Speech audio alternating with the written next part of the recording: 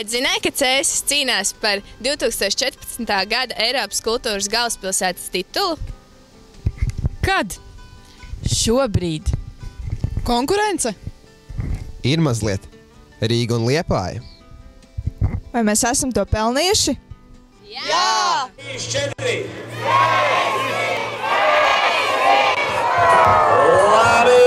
Un kā tu domā, kāpēc Cēsis iegūs Eiropas kultūras galvaspilsētas titulu?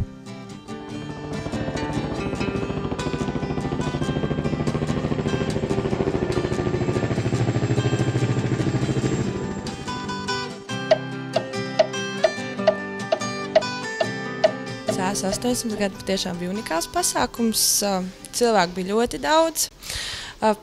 Visa pilsēta bija pilna no mašīnas pie pašas Cēsis robežām, tika atstātas pilsētas centrs, viss slēgts, bērnu uz ielām zīmē, snowboards, koncerti, Raimanda Paula dziedāšanas svētki, Pilsrupās dažādas kaujas teatralizēti pasākumi. Manuprāt, tas bija tiešām iespējams pasākums, kas visiem varēja patikt. Jā, un tā fantastiskā uguņošana. Man patika.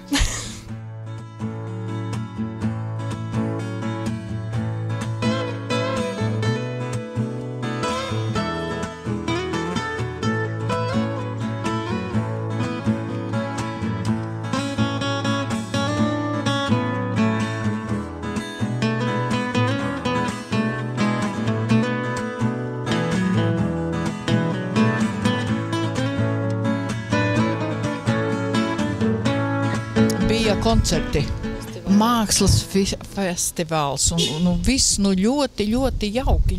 Ir māksla, lai vispār Cēsim ir vērtība. Vispār ir vērtība. Man ļoti patīk, ka arī parkā, kā teikt, tādi saskaņā ar mākslu notiek kaut kas tāds vispār. 3. gadu Cēsīs notiek mākslas festivāli. Katru gadu tos es apmeklēju.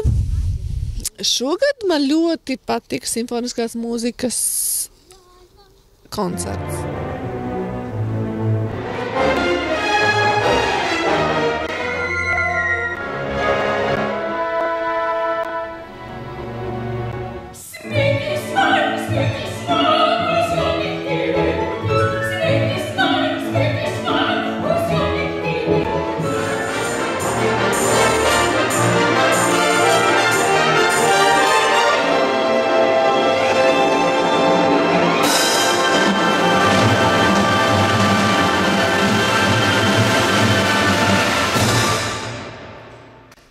Manuprāt, Cēsis ir pilsēta, kura var lepoties ar savām senajām tradīcijām. Jā, protams, man jau vispār patīk tas, ka arī tie tirdziņi ir tādi, kur amatnieku, kad cilvēki var izvēlēties kaut ko, kas ir Latvijā ražots. Tāds, un tie paši pasākumi pilsētā, tur ar visu ģimeni var pavadīt laiku kopā. Šajos svētkos satiekas cēsnieki un cēsu viesi. Katru gadu tiek izdomāts kas jauns, interesants, izsmalcinās dažāda vecuma viesiem un pašiem cēsniekiem, sākot ar vismazākajiem un beidzot ar visnopietnākajiem. Katru gadu tie svētki vairs jau neatcerās, kas bija. Patīkami, ka pilsētas svētku priekšnesumu veidošanā tiek maksimāli iesaistīti visi pilsētnieki. Man ir ļoti paticis, ko es vairāk varu pateikt vispār.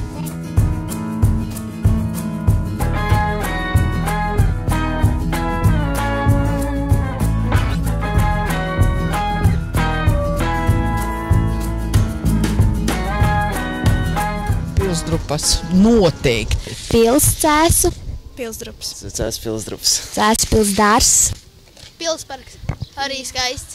Tieši Latvijas mērogā tā noteikti Cēsu pils. Nezinu, tā pati pils ir pati pa sevi jau unikāla, jo reti jau kur Latvijai tā atjaunotu vietām, un tā apskatīt viņu var. Tāda pils un tāds parks, man liekas, tas Cēsīs ir unikālākais un labākais, man liekas, ko es varu iedomāties.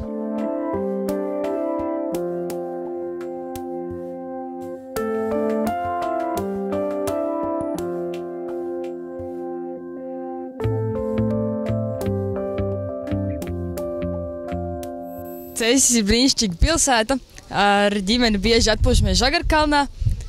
Ziemā mēs braucam visi kopīgi snovot un slēpot. Skateparks. Futbola stadions arī, bet tā.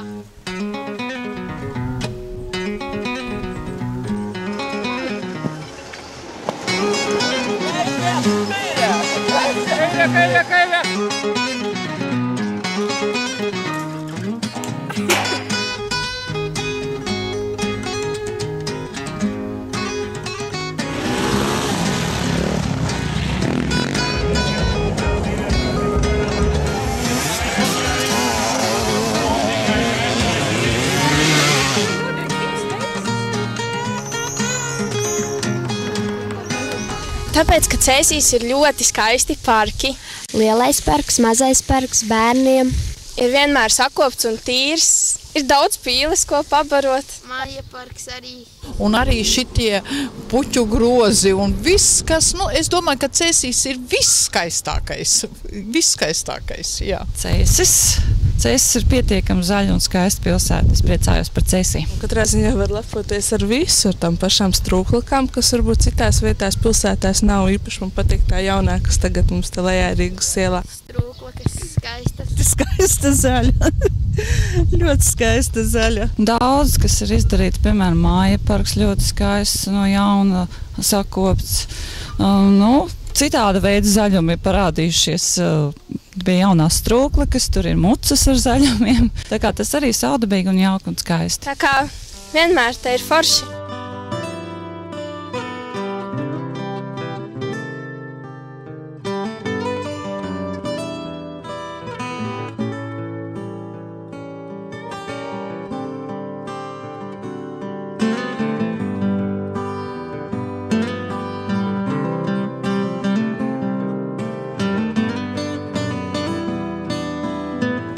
Jā, protams, uz to kandidē arī Liepāja un Rīga, vai ne? Bet tā kā mēs zinām to, ka meitene no Liepājas, bet mēs zinām to, ka Cēsis savā laikā ir bijusi Latvijas galvaspilsēta un nevienreiz vien. Tad es domāju, kā kultūras galvaspilsēta Latvijā Cēsis noteikti varētu būt, vai ne? Un es domāju, ka 14. gadā mēs, protams, Rīgā izgriezīsim pogus, tas pats par sevi saprotams, ar Liepāju mēs pat cīkstēsimies, bet es domāju, ka tas nāks gan Vidzemē, gan Latvijai tikai par labu. Cēsis ir un gals. Cēsis ir Latvijas vēsture. Visās nozīmēs, no vissenākajiem laikiem līdz mūsdienām. Paldies!